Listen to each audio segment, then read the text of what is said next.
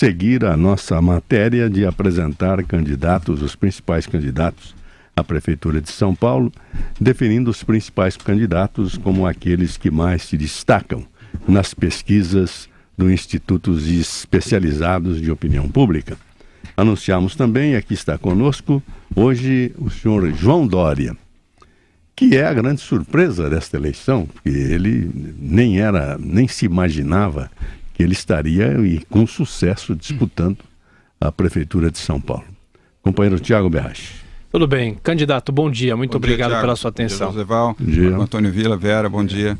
Bom, para cumprir a lei eleitoral, a gente tem que dizer que na última segunda-feira estivemos com o Fernando Haddad do PT, ontem Marta Suplicy do PMDB, hoje João Dória Júnior do PSDB, amanhã Major Olímpio do Solidariedade, na sexta Luiz Erundina do PSOL e na segunda-feira, fechando essa série de entrevistas, Celso Russomano do PRB. São 40 minutos contados a partir de agora. Candidato, o senhor é um empresário bem-sucedido, nós conhecemos muito seu trabalho, no LIDE principalmente.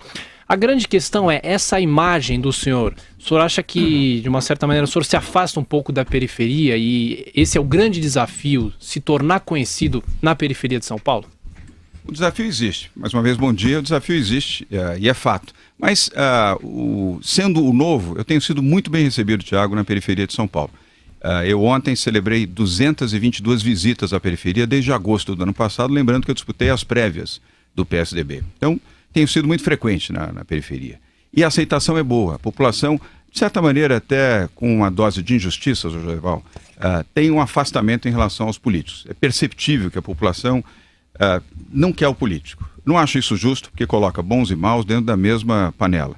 Mas gosta do novo, gosta do discurso novo, gosta daquele que não é político. Eu não me apresento como político, aliás, não sou político, eu sou um administrador, sou empresário, sou um gestor, embora respeito os políticos, até porque sou filho de um. Meu pai foi deputado federal, caçado pelo golpe de 64, exilado pela ditadura militar, mas eu sou novo, eu me apresento como administrador, como gestor. E isso tem funcionado bem, a população tem aceito bem, mas é sempre um desafio, está muito presente, gastar sola de sapato, Thiago. Candidato, gastar sola de sapato.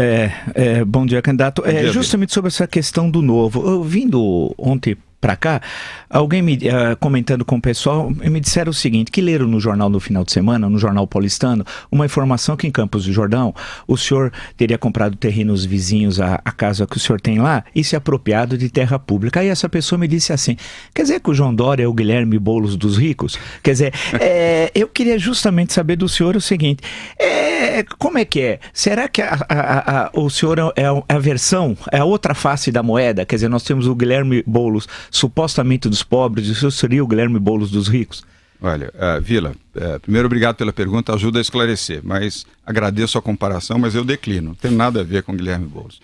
Isso foi um fato, eu já explicamos até isso. Nós temos uma propriedade grande em Campos do Jordão, e tínhamos uma viela sanitária vizinha ao nosso terreno. Na gestão da prefeitura anterior, nós fizemos um acordo de desafetação onerosa. Aliás, a prefeitura fez isso com vários proprietários de terrenos onde haviam vielas sanitárias.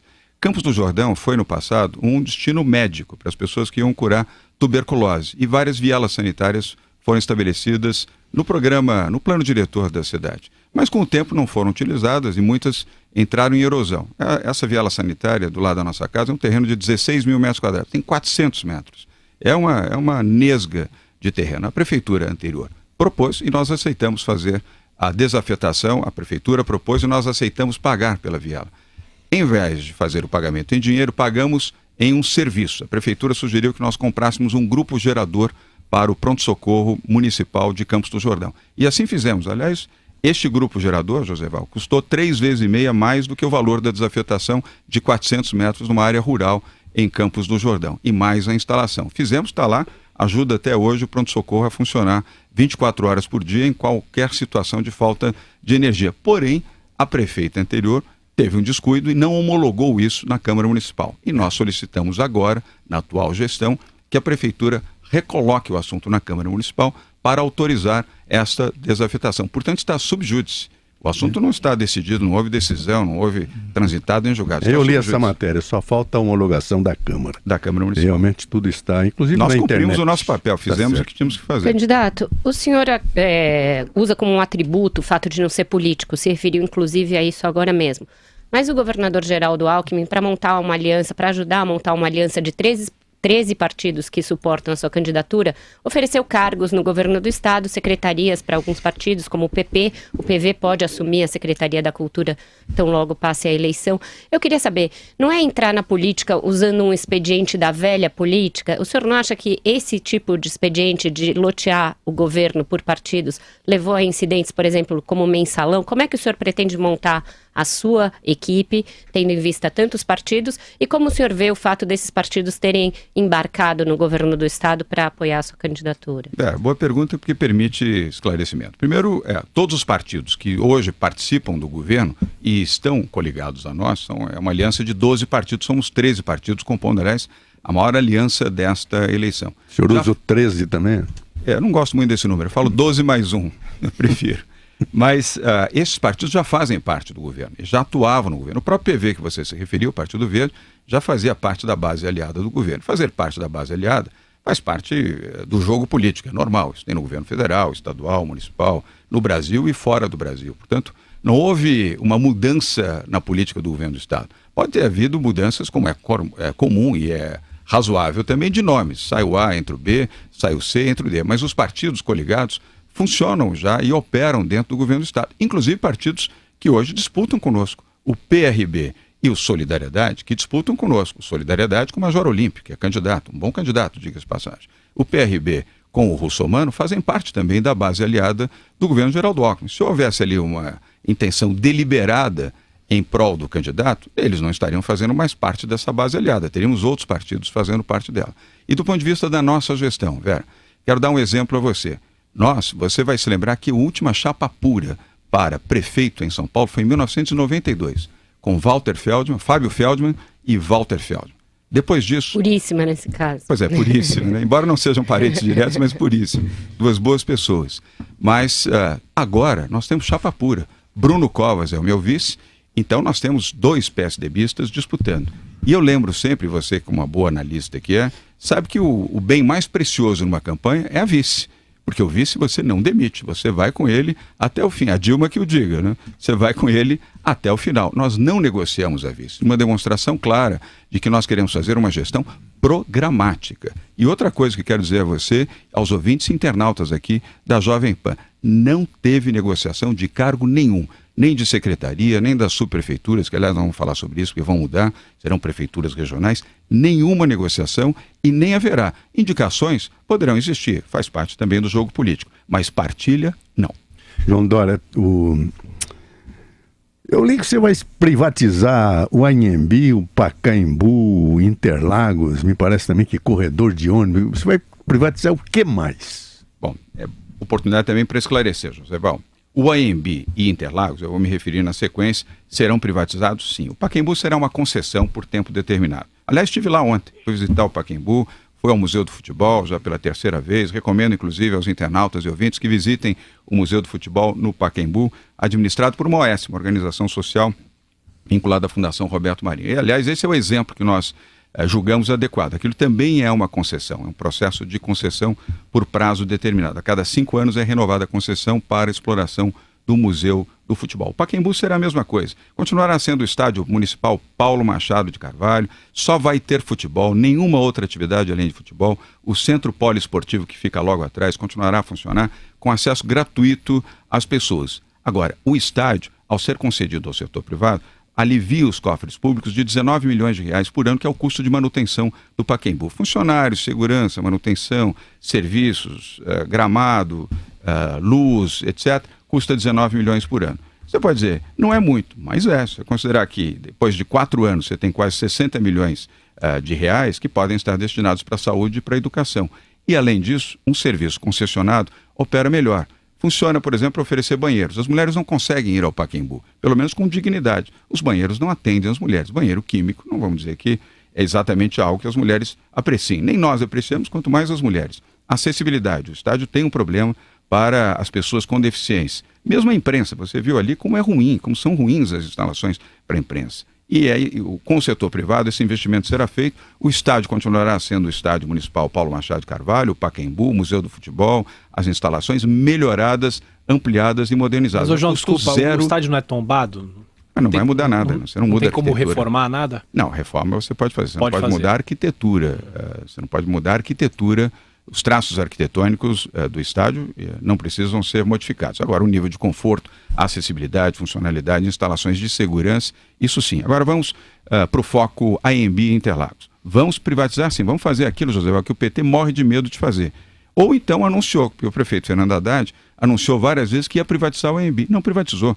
Como, aliás, disse que ia fazer privatização da iluminação pública na cidade e não conseguiu fazer. Ele tem resistências dentro do próprio partido. Ele até pode ter tido boa vontade de querer fazer. Enfrentou tantas resistências que não conseguiu fazer. Vamos privatizar? Sim.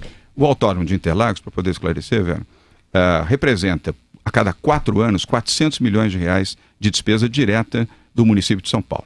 A maior parte vai para as instalações e recuperação cada vez que temos Fórmula 1 aqui em São Paulo. Não faz sentido 400 milhões de reais de dinheiro público para a manutenção de um autódromo, quando ele pode ser privado, este mesmo investimento ser realizado pelo setor privado. Mas ele não arrecada nas corridas? Ele é deficitário. Deficitário. Pouquíssimo, ao contrário.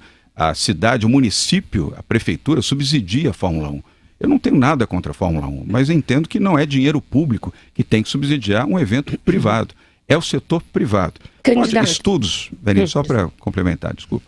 Estudos indicam, isso pode mudar, mas indicam que de 4 a 5 bilhões de reais podem ser arrecadados com a privatização do Autódromo de Interlagos. Não vai deixar de ser autódromo, não vai deixar de ser cartódromo. A parte do parque público que lá existe será preservada, ampliada, melhorada, com vigilância, serviços e calçamento. E vamos ter também ali o maior centro de eventos ao ar livre do país e o segundo maior da América Latina, porque Interlagos também tem essa facilidade. O acesso é fácil e lá será um grande local de shows e espetáculos. Candidato, o prefeito Fernando Haddad tem usado essas suas propostas de privatização para dizer que o senhor está trazendo um viés empresarial para uma cidade como São Paulo, que é desigual do ponto de vista social e que necessita ainda da intervenção do Estado em áreas onde ela é mais desigual. Esse viés muito privatizante combina com as necessidades de um gestor de uma cidade como São Paulo? O senhor acha que São Paulo está preparada para isso e não corre o risco de haver uma especulação imobiliária, de haver de haver uma deturpação disso? Nenhuma, Vera. Ao contrário, eu sou diferente do Fernando Haddad. Eu tenho convicções diferentes das dele. Por isso é que ele é mal avaliado como prefeito. Eu quero ser eleito e sair bem avaliado. Temos diferenças, essa diferença é muito clara. Eu acredito no valor do setor privado e acredito que o Estado tem que estar presente onde ele é essencial. Autódromo, centro de convenções, isso não é responsabilidade do Estado, o setor privado faz melhor. E é isso mesmo que nós queremos fazer. Eu quero ser um gestor eficiente, um gestor honesto, um gestor moderno, que a cidade precisa de modernidade. Aquilo que o PT, infelizmente, Vera, não sabe fazer. Falando em modernidade, falando em modernidade, não é um atraso o senhor buscar uma aliança com o Partido Progressista do Paulo Maluf? Lembrar que há 4 anos atrás, Paulo Maluf ungiu na sua casa, na casa de Paulo Maluf, o candidato Fernando Haddad, ao lado de Lula. Quer dizer, 2 criminosos, Lula e Maluf, criminosos, em qualquer país sério eles estariam presos em regime fechado. Eu sugiro até presidente Bernardes, por exemplo, seria ótimo. Tenho dó só do Marcola, porque não seria fácil conviver com Maluf e Lula na mesma prisão. Agora, 4 anos depois, o mesmo partido está apoiando o senhor. Não teve a foto, porque o Maluf na época exigiu a foto tal. Não tem a foto. Como é que o senhor, como é possível ser novo quando está vinculado ao Partido Progressista do criminoso Paulo Maluf? Olha, o PP com o qual nós fizemos o acordo, e não temos nenhum problema de reafirmar essa convicção, Vila, não é o PP do Paulo Maluf, é o PP do Guilherme Mussi, é um outro PP. É um pessoal jovem que hoje administra o partido em São Paulo com muita convicção. O Olim, o delegado Olim, também é um deputado estadual que eu tenho enorme respeito. São essas pessoas hoje que comandam o PP. Eu não quero desrespeitar aqui a figura, principalmente a idade do Paulo Maluf. Nenhuma identidade. Mas ladrão não tem idade. Para mim, o ladrão pode ter um ano tem que cumprir ou 70. Pena em qualquer circunstância. Ele é ladrão, ele era para estar preso. Tá? Inclusive roubou a prefeitura, né? Na Avenida Água Espraiada, que é a avenida mais cara da história do mundo. Tal, né? Quem abraçou ele é ladrão, Paulo Maluf foi Lula e exatamente Fernando Haddad. Eu não abraço Paulo Maluf. Candidato, o senhor, a nova lei eleitoral faz restrições a doações de empresas e permite doação de pessoa física, inclusive doação própria. O senhor colocou R$1.200.000 em recursos próprios na própria campanha. Isso não cria aí uma distorção, não cria uma vantagem pelo fato de o senhor ter um patrimônio, ter possibilidade, que é permitido, é legal, mas ter possibilidade de colocar na própria campanha um valor maior do que os seus adversários? Vera, uma boa pergunta. Aliás, pergunta que devia ser dirigida ao Superior Tribunal Eleitoral. É a regra. A regra foi feita assim. Eu não concordo com ela. Eu estou de acordo com você que a regra não é boa. Ela é injusta, mas é essa a regra que foi colocada. Acredito até que nesta eleição, Tiago, sirva de modelo para que futuramente o Superior Tribunal Eleitoral modifique isso. Porque não faz sentido você permitir que um candidato, eu ou qualquer outro, possa usar 100% do seu patrimônio público, sendo e a pessoa física não pode. Pessoa física, 10%. É 10% da sua declaração do faturamento. De renda do ano e o senhor não tem anterior. limite. O senhor pode doar para o candidato João Dória 100%. Até o limite estabelecido, há um limite sim, que é de certo. 40, se não me engano, é 45,6 milhões, que é o limite ao teto estabelecido pelo tribunal. E como o empresário João Dória justifica esse investimento? Se o senhor tivesse que justificar para o board de uma empresa o investimento de 1.200.000 numa campanha política, por quê? Vera, é uma boa pergunta, só que eu não tenho board, eu sou dono 100% das minhas empresas, né? As nossas 7 empresas, eu não tenho sócios. Se tivesse, certamente não poderia fazer o que eu tenho feito. Eu tenho um bom patrimônio, trabalhei 45 anos da minha vida, você conhece a minha história. Eu consegui fazer um bom patrimônio e estou decidido a fazer um investimento dentro do que a lei faculta, embora eu reconheça como você que não é a melhor alternativa. Alguém que tem mais posses nessa circunstância tem mais oportunidade do que os que não têm. Eu não considero isso justo. Ainda que isso me beneficie, entendo que não é uma medida correta e acho que o tribunal deveria reavaliar isso para as próximas eleições. O candidato, antes de chamar a pergunta do ouvinte, eu tenho uma dúvida em relação à sua propaganda. O senhor fala em usar hospitais privados durante a madrugada. A gente sabe, por exemplo, hospitais como não Sírio, só na madrugada, Libanês... à noite. Então, os hospitais como o Sírio-Libanês são hospitais que, mesmo de madrugada, ficam abarrotados. Quem que vai pagar essa conta? Como a prefeitura pagaria esses hospitais privados? Tiago, ótima pergunta, porque permite um esclarecimento do que nós estamos chamando da realização destes exames no horário noturno. Os exames serão das 8 da noite às 8 da manhã, não necessariamente de madrugada. E vamos baixar consideravelmente, aliás, o objetivo é zerar. Há mais de 100 mil pessoas, Tiago, esperando por exames nas unidades públicas de saúde da Prefeitura de São Paulo. Isso é desumano. Pessoas que pegam a senha, que aliás vão de madrugada. Faça uma verificação. A fila para a senha. A fila para a senha começa às 4 horas da manhã. Só o prefeito Fernando Haddad que não enxerga isso. Mas a população da periferia, os que estão nos assistindo, nos ouvindo agora, sabem do que eu estou falando. Zona Leste, Zona Sul e o extremo da Zona Norte ficam na porta das UBSs, dos prontos-socorros e dos hospitais públicos municipais esperando a senha. Senha não é o exame. Senha é para você saber quando será o seu exame. Normalmente, 1 ano, 1 ano e meio, 2 anos para fazer o exame. Isso não é justo. Isso é desumano. Você imaginar que alguém que está padecendo precisa fazer o exame, Joseval, para ter o diagnóstico correto, para ter o tratamento, leva 1 ano, 1 ano e meio para conseguir fazer o exame? O que é isso? Sim, mas a Nós vamos usar a rede privada. Quem é que paga isso? A prefeitura, evidentemente. Você sabe qual é o orçamento da prefeitura para a saúde? Este ano, 9,4 bilhões, 9 bilhões e 400 milhões de reais. É muito dinheiro. O senhor vai ser cobrado por isso, caso eleito, hein? Não, eu não tenho nenhum problema. Nós o que eu vamos afirmo, fazer eu faço. marcação cerrada, vamos dizer. No Ótimo, dia pode fazer, porque é assim que eu quero ser um bom gestor. Porque uma marcação cerrada. Homem a homem, como na velha marcação italiana. Agora, veja o seguinte, é uma promessa que para cumprir numa cidade que tem numa dívida fabulosa que tem em São Paulo e um orçamento tão engessado, e é uma questão dessa que envolve, por exemplo, como disse o Tiago, os hospitais privados que vão cobrar, claro, o seu custo, evidentemente, para colocar isso em prática e zerar esse déficit não é fácil, é uma promessa. Já vou cancelar meu plano. Você é um privilegiado. Não, Vila, deixa eu falar sobre marcação. Sim. Primeiro, é um direito e o prefeito tem que ser cobrado mesmo, não tem moleza. Aliás, eu vou começar trabalhando em muito a partir do primeiro dia, 1º de janeiro.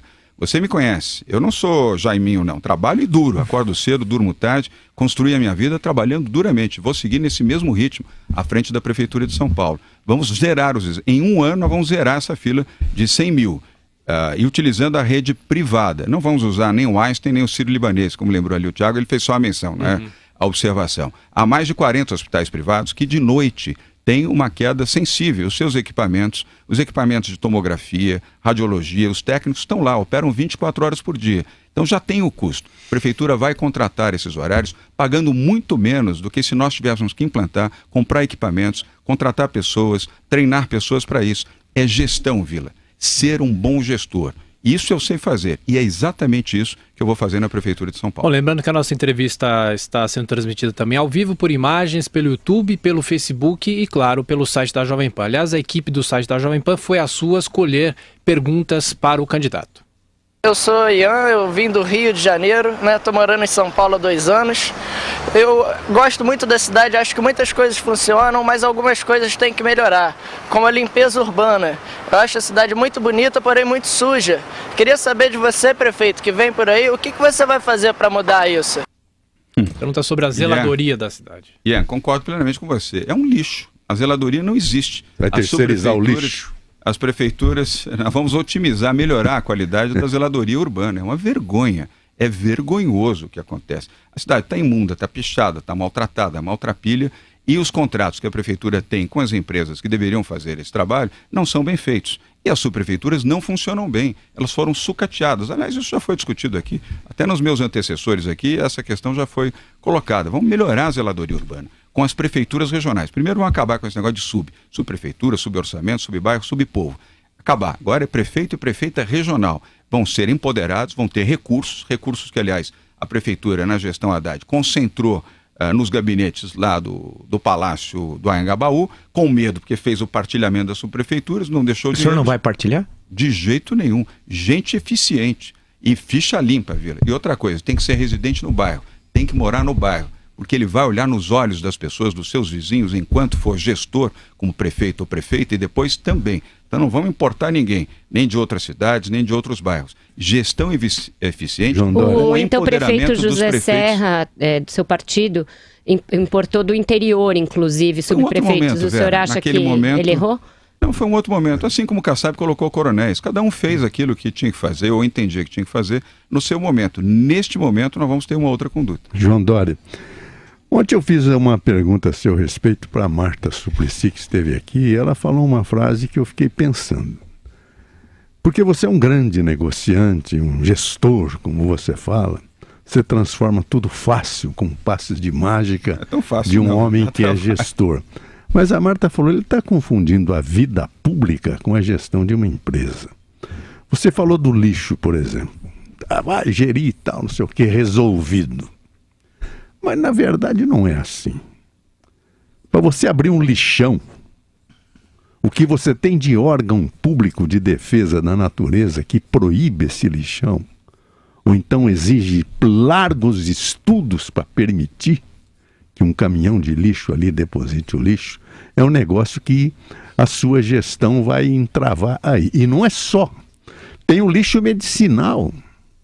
As agulhas de injeção têm que ser depositadas em locais especialíssimos, que não basta você num passe de mágica resolver. Como é que você vai fazer isso? Não é passe de mágica. Gestão resolve? É passe de gestão. Olha. É diferente, é passe de gestão. O que falta na cidade é gestão, Joseval. Inclusive nessa área do lixo. Eu entendi a sua pergunta, mas são coisas distintas. A manutenção, a zeladoria urbana da cidade é ruim. As subprefeituras não funcionam bem. Salvo uma outra exceção, na média é um péssimo serviço. Aliás, só andar pela cidade de São Paulo você vê sujeira nas ruas, bueiros entupidos, falta de tratamento nos jardins, nos canteiros, nos parques, pichação para todo lado. É visível, não precisa nem ser especialista e mergulhar fundo. Só andar pela cidade de dia ou de noite, você vê como a cidade está maltratada. A questão do lixo precisa ter uma visão diferente. O lixo é gerador de receita e não de despesa, não é gerador de problema, é gerador de soluções. Hoje a visão moderna do lixo é gerador de receita, porque ele pode ser reciclado,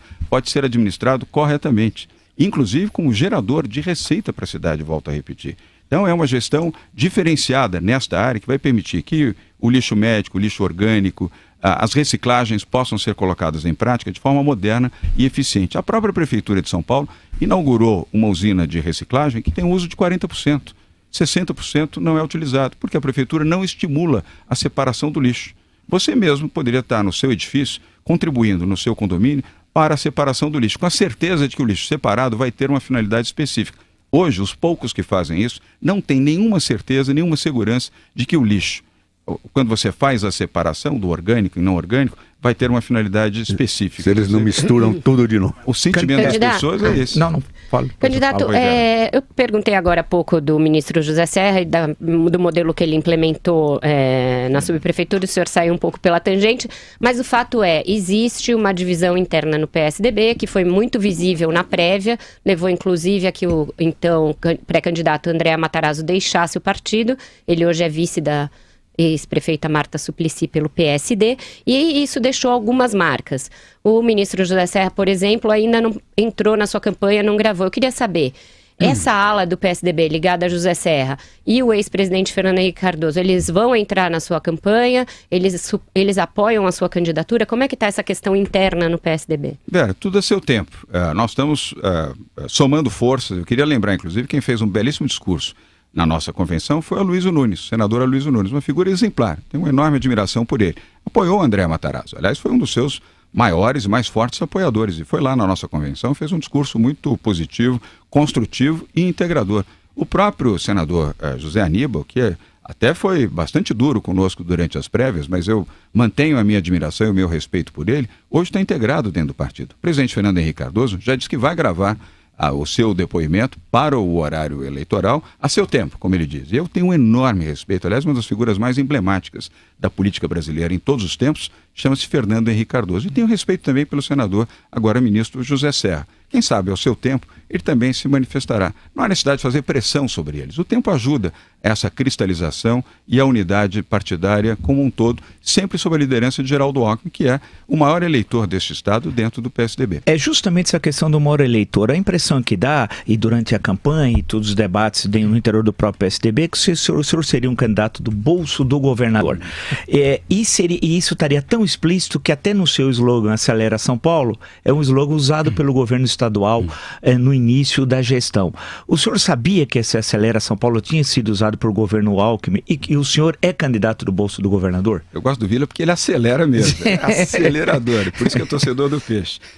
Nenhuma correlação a esse programa, eu nem sabia que existia esse programa, e aliás, perdão, nós usamos esse slogan, essa chamada, desde agosto do ano passado. Só agora, recentemente, foi levantado por uma das campanhas de um adversário esse tema. Isso é irrelevante. Realmente pode ser acelerar São Paulo.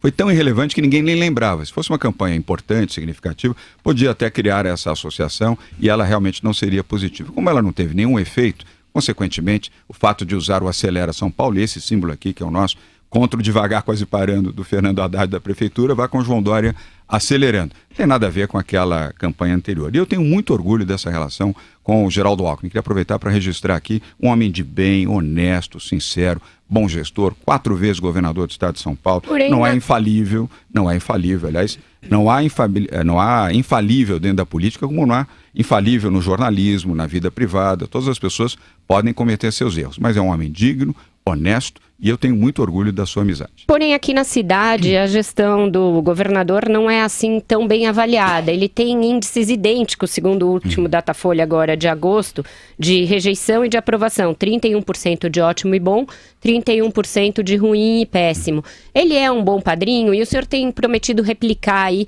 algumas coisas do governo dele, como o poupa-tempo e também a rede estadual. O senhor acha que a rede estadual de saúde, no caso, é boa, é tão melhor assim que da prefeitura que para ser usada como uma promessa de campanha, candidato? Vera, sim. Primeiro, ele é um bom político e um bom gestor. Comete suas falhas, como nós todos podemos cometer, mas acerta muito mais e tem posturas corretas, e isso nos permite fazer boas parcerias. Estamos propondo fortalecer parcerias, algumas até que já existem, diga-se de passagem, entre a prefeitura atual, na gestão Fernando Haddad, e na gestão Geraldo Alckmin. Aliás, eu diria republicanamente. O que nós vamos fazer é intensificar esse programa, sobretudo na área da saúde, e usar o padrão poupa-tempo que você colocou, que é um programa do governo do estado de São Paulo. Você que está nos assistindo, nos acompanhando aqui pela Jovem Pan, certamente já utilizou o serviço poupa-tempo e foi bem atendido. Provavelmente você tem um índice de reconhecimento de que esse é um padrão de serviço público de alta qualidade. E é exatamente esse o padrão que nós vamos adotar, Vera, na gestão pública da Prefeitura de São Paulo. É o padrão poupa-tempo. Eficiência, presteza e bons serviços à população. Vamos, inclusive, aproveitando a oportunidade, vamos implantar ao longo de 12 meses, nas 32 prefeituras regionais, o poupa-tempo municipal. Estruturas menores, mas que vão funcionar nas prefeituras regionais. Hoje o mundo digital já não exige instalações tão grandes como aquelas originalmente de 20 anos, 25, 30 anos, como na origem do poupa-tempo, lá atrás, com o Mário Covas como governador do estado de São Paulo. Candidato, muitos ouvintes perguntando sobre ciclovia, ciclofaixa, fechamento da Paulista aos domingos e uma possível reversão do limite de velocidade das marginais, mas antes tem uma pergunta de um ouvinte falando justamente sobre a mobilidade urbana, com imagens também aqui na Jovem Pan. Então, eu queria fazer uma pergunta para o futuro prefeito, né, que o que ele pode fazer em relação ao transporte público, né? Porque tá muito difícil, né? Tá complicado de você vir trabalhar hoje, você não tem um conforto, né? Você acha que os corredores ajudaram a melhorar nos últimos anos a mobilidade, candidato? Eu li que você vai Thiago, privatizar corredor, eu li errado. Já vou explicar. Não, essa coisa da privatização a gente tem que se explicar sempre 2, 3 vezes para que as pessoas compreendam bem. Primeiro, Zé Luiz, a minha resposta a você e também ao Thiago. A área de transporte público melhorou, mas tem que melhorar muito mais. Os corredores, as faixas exclusivas, são bons programas. Eu, republicanamente, compreendo isso, mas podem melhorar e nós vamos melhorar. E respondendo a você, Joseval, os corredores exclusivos de ônibus vão ter exclusivamente o uso de ônibus articulados e biarticulados. São aqueles ônibus maiores. Um ônibus normal, Joseval, transporta cerca de 70 passageiros. Um ônibus articulado, 150. Um biarticulado pode transportar até 250 passageiros. Nós vamos tornar obrigatório nestes corredores exclusivamente o uso destes ônibus, que transportam mais pessoas num tempo menor, para que as pessoas cheguem mais rápido ao trabalho e retornem mais rápido às suas casas, Thiago. Esses ônibus obrigatoriamente deverão ter acessibilidade para pessoas com deficiência, obrigatoriamente ar-condicionado, Wi-Fi gratuito dentro dos ônibus e GPS. E o sistema de GPS em forma de aplicativo, você que usa bastante o celular, você na sua casa, antes de sair, com este aplicativo já vai saber o horário que passa o ônibus, no ponto que você está acostumado ou no terminal que você Isso aí usa. é Londres, né? Não, é São Paulo. Este aplicativo até já existe, é que ele é pouco utilizado. O horário Nós vamos... exclusivo. E como a privatização, candidato João? Como é que entra E aí o concessão, empresário? viu? Não é privatização. E que exemplo o senhor tem? Quer dizer, como é que entra, desculpe interrompê-lo, mas Onde é que o senhor só vai para esclarecer, faturar aí? como é que entra o empresário e que comparação ele teria? Eu ouvi falar, não sei se eu estou enganado com Curitiba, mas Curitiba é um ovinho, né? Curitiba é Vila Maria, né? Comparado a São Paulo, em termos de tamanho. Ganhou fama recentemente. Você, inclusive, estimula muito. E por outras razões também. Mas como é que concretamente, como é que vai entrar a iniciativa privada no corredor de ônibus? Bom, entra primeiro com a concessão que nós vamos fazer para que os corredores possam ser explorados tecnologicamente. Para melhorar a tecnologia, primeiro, todos os ônibus, Joseval, terão GPS. Porque aí você tem via satélite o acompanhamento desses ônibus e a informação... Será uma empresa de ônibus privada que ganhará concessão, é isso? Uma empresa, pode ser certo. de ônibus, pode ser um consórcio, pode ser uma outra empresa. Isto, primeiro, não vai criar nenhum ônus para o usuário, nenhum centavo, ao contrário, vai facilitar o seu transporte. Nós vamos ter as estações BRT nas linhas diretas, naquelas linhas exclusivas, como aliás tem em Curitiba, como tem em Belo Horizonte Mas também. onde que o empresário ganha? Se não tem aumento na tarifa e se não pode pôr propaganda por causa da lei Cidade Limpa? E o senhor é a favor da propaganda falando nisso nos corredores? Eu vi alguma também no meio da campanha, alguma coisa assim. Conversa, mas não precisa. Eu sou a favor da lei Cidade Limpa. Sei. Então o senhor não altera a lei Cidade Limpa, peguei não, né? emprestado aqui o celular do José Não mostra Val, não que ele é de 1910. Não vou mostrar aqui. Não vou mostrar a marca só aqui de costas. É aqui. Vera, sabe quantas pessoas podem acessar, consultando o transporte por dia, o celular? 3,5 milhões.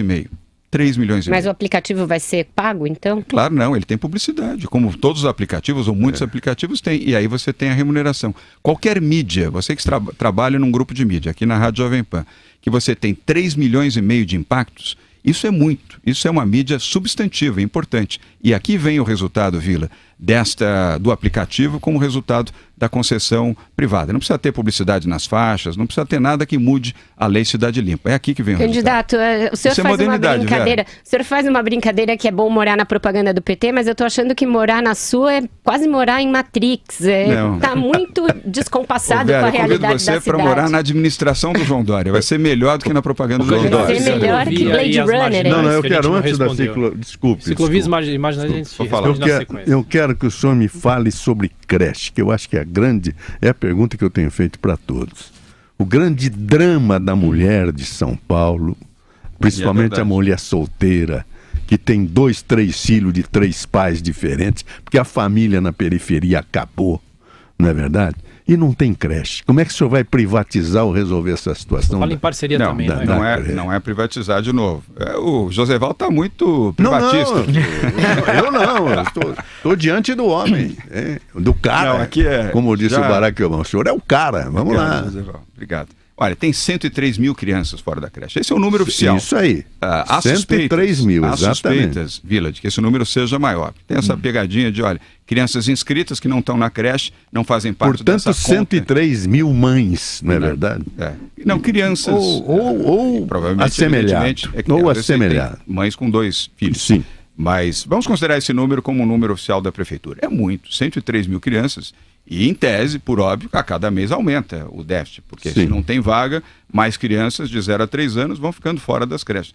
Isso não é positivo, isso é desumano até, porque essas crianças terão a única chance da educação, da nutrição e do atendimento médico preventivo de serem alguém na vida. Se elas não têm acesso à educação nesta faixa, já nascem condenadas a serem fracassadas na vida.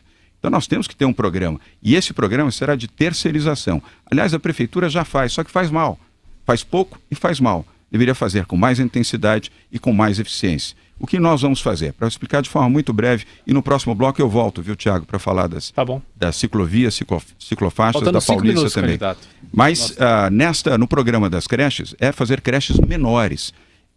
Fazer a concessão para OS, organizações sociais, creches para 20, 40 e 60 crianças no máximo. São 3 classes de 20 crianças. Com mais creches menores, nós vamos conseguir atender na capilaridade mais famílias cujas crianças Esse estão fora padrão das é quase de escola privada bilíngue. Faz sentido numa cidade com tanta criança quanto São Paulo? Faz muito mais sentido do que você construir creches. Custa muito dinheiro e leva muito tempo. Com áreas menores, você consegue fazer essa gestão mais eficiente e mais capilarizada. E outra coisa, até para anunciar para vocês aqui na Jovem Pan, os internautas e os que estão nos ouvindo, nós vamos incentivar nos terminais de ônibus, em princípio, que acabam de ser concessionados para o setor privado, que seja obrigatória a construção de creches ali pelos concessionários. E as OS é que vão administrar. Eu queria ver como fazer isso, porque como é que num terminal, vamos pegar da Cachoeirinha, vamos pegar a Zona Norte... Os terminais que serão construídos. A concessão foi feita agora pela prefeitura. Tá, porque não sei onde... Do jeito que está, não funciona mesmo. Não tem nem banheiro, como é que pode ter creche? Então vamos justamente com o Tiago, essa questão ciclofaixa, muito nos últimos anos, a ciclovia, ciclofaixa, limite de velocidade nas marginais e os radares.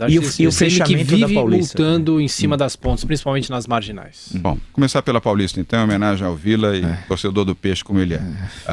Da Paulista, vamos manter. O programa é bom. O que nós vamos é incentivar um pouco mais de atividades musicais, teatrais, sempre em pequena dimensão, como dizem aí no mundo dos shows, pocket shows, para dar um pouco mais de vida e atividade dentro da Paulista. Mas a ideia é boa e ela será preservada.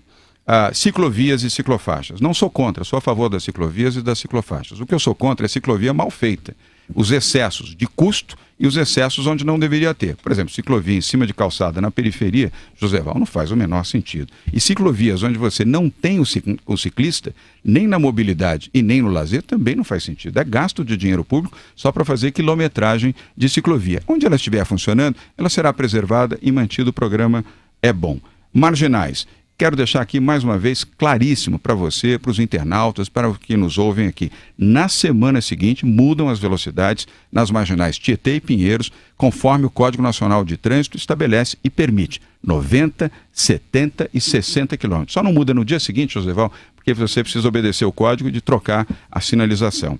E com relação aos radares, vai acabar a indústria da multa em São Paulo. Essa obsessão pela multa, 13 milhões e meio. Você que é ouvinte da Jovem Pan e está nos assistindo aqui pela internet, até julho, 13 milhões e meio de multas foram emitidas. 1,5 bilhão de reais de faturamento. Isso é uma obsessão, isso não é para proteger o cidadão, isso é para proteger o dinheiro da prefeitura. Esta obsessão e colocar a Guarda Civil Metropolitana escondidinho em cima de viaduto e atrás de coluna vai acabar. O agente da Guarda Civil Metropolitana, Vila, vai para a rua para fazer o que já deveria fazer desde o início da gestão Fernando Haddad: vigiar, proteger as pessoas e proteger o patrimônio público, principalmente as escolas públicas municipais, os postos de saúde, os prontos-socorros, os hospitais e os bens públicos municipais. E essa alegação do prefeito, que a gente até discutiu aqui na segunda-feira, de que essa redução da velocidade levou à redução também dos mortos por acidentes de trânsito e tudo mais. O que o senhor... Com base em números da ONU. Esse é o Fernando Haddad. Ele usa a ONU, ele só usa, aliás, referências internacionais, né? Ele não usa as referências brasileiras, não existem. É a ONU, Organização Universal, Mundial. Vamos trabalhar aqui na realidade. As estradas, vamos citar aqui um exemplo próximo, as estradas estaduais. Nós tivemos uma redução de 11% de acidentes com vítimas fatais ou vítimas de acidentes nas estradas do estado de São Paulo. E não houve redução de velocidade em nenhuma delas. Houve instrução, orientação, sinalização. Então, estabelecer esta correlação de que o aumento dos limites de velocidade na marginal vai implicar em necessariamente o aumento de mortes é uma falácia. Isso não é verdade, Vera. Até porque, no restante da cidade, nós vamos manter as velocidades como estão. E vamos analisar caso a caso, verificando onde elas precisam ser mantidas ou reavaliadas. Nas marginais vai mudar. E vamos manter a sinalização e fazer, Vera, aquilo que a Prefeitura de São Paulo, na gestão do PT, não fez. Campanhas educativas na televisão e no rádio. São Paulo é uma cidade nacional. Foi aqui, as últimos 30 anos, as grandes mudanças políticas no Brasil passaram por São Paulo. Campanhas diretas já e mais recentemente a questão do impeachment. Tem muitas reformas que o novo presidente está propondo tal. E certamente isso as pessoas vão perguntar: o senhor é a favor da jornada de trabalho de 12 horas, por exemplo?